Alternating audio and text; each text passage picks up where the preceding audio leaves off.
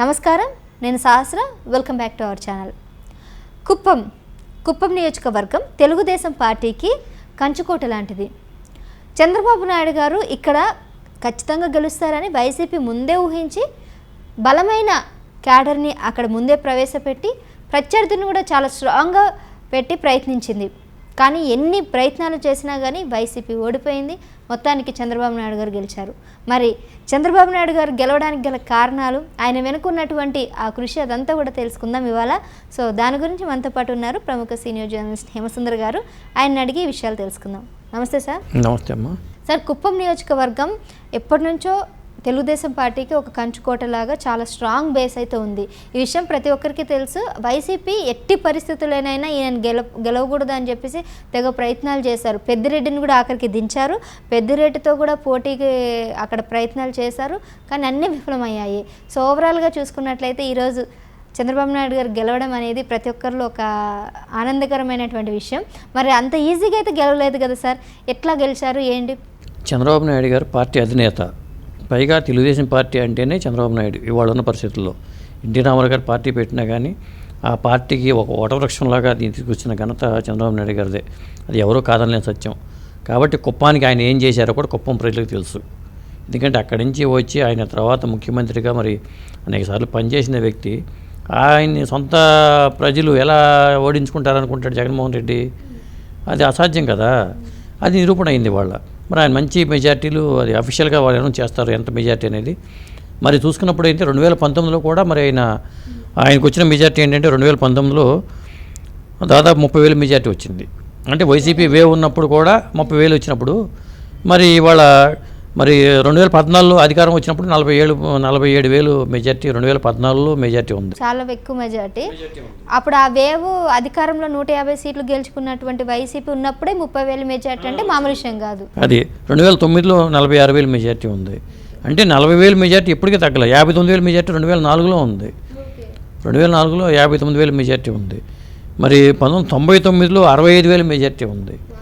మరి ఈ పరిస్థితి ఉన్నప్పుడు ఇప్పుడు ఉన్న ఫిగర్స్ అఫీషియల్గా మనకి అనౌన్స్మెంట్ వస్తుంది ఎంత మెజార్టీ వచ్చింది ఏంటి అనేది. మరి ఇక్కడికి వచ్చేసరికి వైఎస్ఆర్సీపీ తరఫున కేఆర్జీ భరత్ పోటీ చేశారు. మరి చంద్రబాబు నాయుడు గారు, కాంగ్రెస్ పార్టీ తరఫున ఆవుల గోపి, వీళ్ళ మధ్యలో ట్రయాంగిల్ ఫైట్ లాగానే ఇది మనకి అనిపించింది. ట్రయాంగిల్ ఫైట్ అంటే ట్రయాంగిల్ ఫైట్ కాదు, బాబు గారికి వైసీపీకి మధ్యలో పోటీ. మిగతావి నామకే వస్తాయి, ఎందుకంటే కాంగ్రెస్ పార్టీ లేదు కాబట్టి ముఖాముఖి పోరు ఇది. అయినా సరే కుప్పంలో బాబు గారిని ఓడించడం అనేది అసలు వాళ్ళ కళ్ళ కంటమే తప్పితే అది జరగదు. కాబట్టి అది వాళ్ళ నిరూపణ అయింది. ఎందుకంటే ఎంత క్లిష్ట పరిస్థితి వచ్చినా వెన్ను చూపకుండా బాబు గారు, అదే పోరాట పటిమ. ఇప్పుడు ఒక నాయకుడిలో మనకి ఇంకేంటి 73 ఏళ్ల వయసు వచ్చింది, మనం విశ్రాంతి తీసుకుందాం అనేది లేదు. పైగా అసలు ఆయన ప్రచార కార్యక్రమాలు చూసి నాకు ఆశ్చర్యం వేసేది. అంత తిరిగి ఇప్పుడు కొన్నిసార్లు మనకు మిత్రపక్షం జనసేన పవన్ కళ్యాణ్ గారికి 2-3 వార్తలు వచ్చినాయి, జ్వరంగా ఉంది, ఆయన రెస్ట్ తీసుకుని ఇవాళ ప్రచారానికి వెళ్ళలేదు. పవర్ స్టార్ పవన్ కళ్యాణ్ విషయంలో విన్నాం, కానీ చంద్రబాబు నాయుడు గారి విషయంలో మనం వినలా. ఎన్నికల ప్రచారం సందర్భంగా కూడా నాకు అనిపించింది, ఇంత వయసులో ఇంత అవిశ్రాంతంగా ఎలా తిరుగుతున్నారు, అదే కదా అని అనిపించింది నాకైతే. ఇప్పుడున్న నాయకులలో వయసులో కూడా పెద్దవారు, ఈవెన్ కేసీఆర్ని చూసినా కూడా కనిపిస్తుంది ఆ ముఖంలో కానీ, కొద్దిగా నీరసంగా కానీ, అంత యాక్టివ్గా ఉండడం అనిపిస్తుంది. మాటల్లో అనిపిస్తుంది కానీ ఫిజికల్గా అనిపించదు. కానీ చంద్రబాబు నాయుడు గారిలో ఆయన ధీటుగా నడిచే ఆయన ఏదైతే ఉందో మేనరిజం, అదంతా కూడా ఒక కుర్రాడ్లా ఉన్నటువంటి ఎనర్జీ అంతా కూడా ఆయనలో కనబడుతుంది. అంటే ఎట్లా అంటే ఆయనకి ఫస్ట్ నుంచి కూడా ఈ పవర్ అనేది ఎలా వచ్చిందంటారా? అంటే నాకు ఆయన కాంగ్రెస్ పార్టీలో ఉన్నప్పుడు నేనప్పుడు ఆయన తెలియదు, నాకు ఒకటి అప్పుడు నేను జర్నలిజంలో లేను.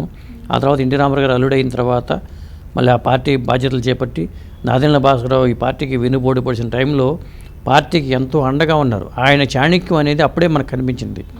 ఎన్టీ రామారావు గారికి వెన్నుపోటు పొడిచి దింపించిన ఆగస్టు సంక్షోభం ఉంటుందని మనం అప్పుడు మరి చంద్రబాబు నాయుడు గారు ఇది అసలు ఎమ్మెల్యేలందరూ కాపాడుకోవడం అనేది ఒక పెద్ద అగ్ని పరీక్ష.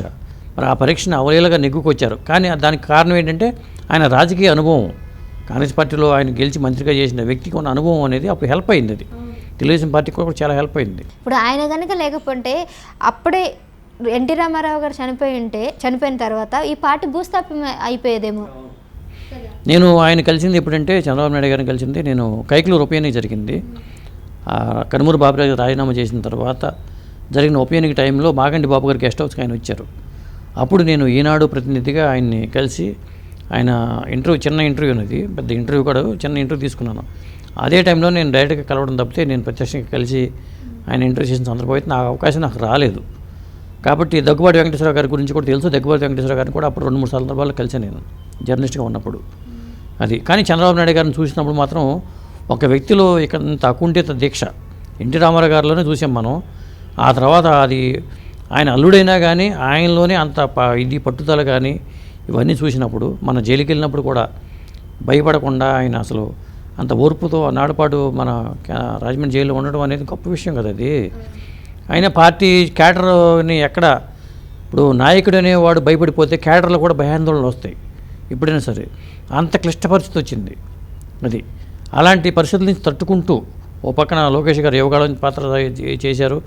ఆ తర్వాత భువనేశ్వర్ గారు నిజం గెలవాలంటూ జనంలోకి వచ్చారు. మరి బాబు గారు బయటికి వచ్చేసిన తర్వాత మళ్ళీ ప్రచారంలో ఎన్నికల టైం రావటం కానీ, మరి ఈ స్థాయిలో తెలుగుదేశం పార్టీ వెలుగులు తీసుకురావడం అనేది. జైలు నుంచి వచ్చిన తర్వాత అసలు ఒక్కరోజు కూడా రెస్ట్ తీసుకోకుండా నిరంతరం పనిచేశారు ఆయన. పైగా ఆయన చాణక్యం ఏంటంటే ఆయన మేనిఫెస్టోలో కనిపించింది. ఎందుకంటే ఒక పక్కన సోషల్ ఇంజనీరింగ్ పేరుతో జగన్మోహన్ రెడ్డి గారు నా ఎస్సీ, నా ఎస్టీ, నా బీసీ, నా మైనార్టీలు అంటూ కొన్ని వర్గాలని ఆయన తన దగ్గరికి చేర్చుకుంటూ అది ఒక వ్యూహం అనమాట. అంటే అధికారంలో రావటమే 2019 అధికారంలో రావటమే, 2024లో కూడా మనమే అధికారంలో రావాలి అనేది కాన్సెప్ట్ మెయిన్ ఇది కాన్సెప్ట్ పెట్టుకుని ఆ విధంగా ఏ వర్గాలకి ఎంత డబ్బులు వేయాలి అనేది విధంగా చెప్పాలంటే గవర్నమెంట్ డబ్బులతో ఓటు కొనుక్కునే ప్రక్రియ లాంటిదే ఇది. ఈ సంక్షేమ పథకాలన్నీ అవే, ప్రభుత్వ డబ్బుతో ఓట్లు కొనుక్కోవటం రాబోయే ఎన్నికలకి. అది ఎన్నికల రోజు ఇచ్చే డబ్బులు అది వేరు, 2,000, 3,000, 4,000, 5,000 ఎన్నికల రోజు ఇచ్చేది అది వేరు. కానీ ఈ పథకాల పేరుతో వచ్చే డబ్బులు కూడా కేవలం ఈ గవర్నమెంట్ డబ్బులతో కొనుక్కునే ప్రక్రియ. అదే సోషల్ ఇంజనీరింగ్ పేరుతో కొన్ని సామాజిక వర్గాలను సమీకరించుకోవడం. దీన్ని ఎదుర్కోవాలంటే మరి ఎంతటి చాణక్యం కావాలి, ఎంతటి నేర్పు కావాలి. మరి బాబు గారు చాలామంది వేరే ఇంకొకళ్ళు ఉంటే, బాబు గారి ప్లేస్లో ఉంటే ఇక మన వల్ల కాదు కాడి పారేద్దాం అనుకునే పరిస్థితి నుంచి పార్టీని మళ్ళీ ఒక కొత్త ఉత్తేజం పార్టీలో నింపడం అనేది మామూలు విషయం కాదు అది. సో నిజానికి చాలామంది తెలుసుకోవాలి, అంత ఈజీ కాదు ఒక పార్టీ అంత సంక్షోభంలో ఉన్నా కానీ మళ్ళీ దాన్ని పునరుద్ధరించే విధంగా ప్రయత్నాలు చేయడం కానీ, కార్యకర్తలు కానీ క్యాడర్ని అందరినీ కూడా, నాయకులందరినీ కూడా ఎంకరేజ్ చేస్తూ, మోటివేషన్ చేస్తూ మళ్ళీ ఇప్పుడు అధికారంలోకి రాబోతున్నారంటే అదొక గొప్ప విషయమే. సో 2024 అనేది ఖచ్చితంగా తెలుగుదేశం పార్టీకి ఒక నెక్స్ట్ ఉన్నటువంటి టార్గెట్. సో ఎన్నో అడ్డంకుల్ని ఎదుర్కొని వచ్చినటువంటి ఈ పార్టీ రాబోయే తరాలకి, అదేవిధంగా నెక్స్ట్ ఏపీ ప్రజలకు కూడా ఒక మంచి భవిష్యత్తు ఇస్తుందనేసి ఆశిద్దాం. Thank you sir. Thank you.